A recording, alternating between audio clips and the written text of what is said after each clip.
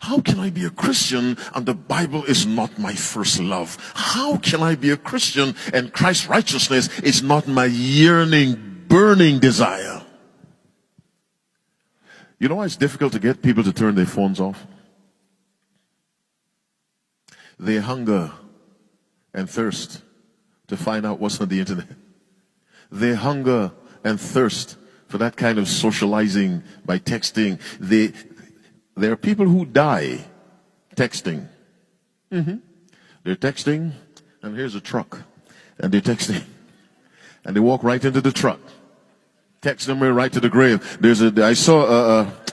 No, seriously. I saw a clip on YouTube. Here's a young lady somewhere in China, and she's texting. And they were fixing the street, so there was a big hole. And she's texting, and she went right into the hole. Let me tell you something.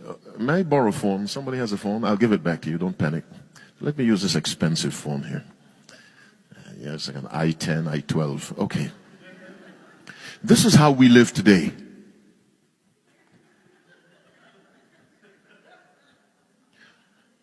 No one does that with the Bible. Whenever I go to conventions like this, and I see people, I ask a question which sounds funny, but I'm very serious. Are you texting Jesus? No. Did you receive a text from him? No. Who are you texting? They laugh. Probably somebody else's boyfriend. So you just...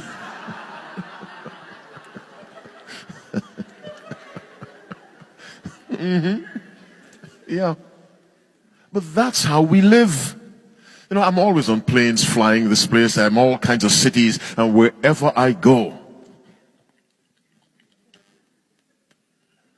And people's thumbs, these two things. When I was a boy, I gave it to her. When I was a boy, you typed. Actually, when I was a boy, boys didn't type. That was a women's thing. But as computers came, you learned to type. Now people use two thumbs and the thumbs fly. I watch people on planes. I watch them. And the two thumbs are flying.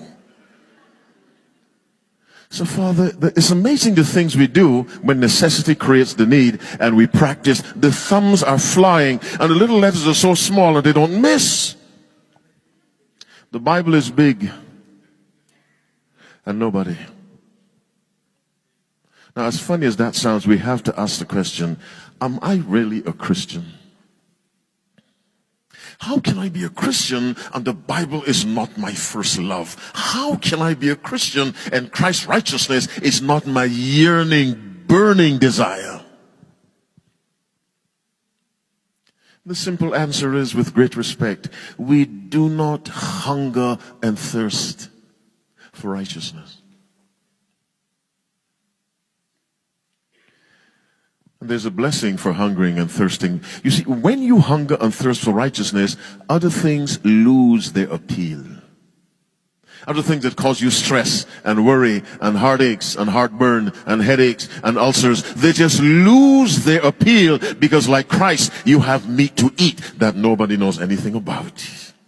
We need to develop a powerful appetite, not for food, for righteousness.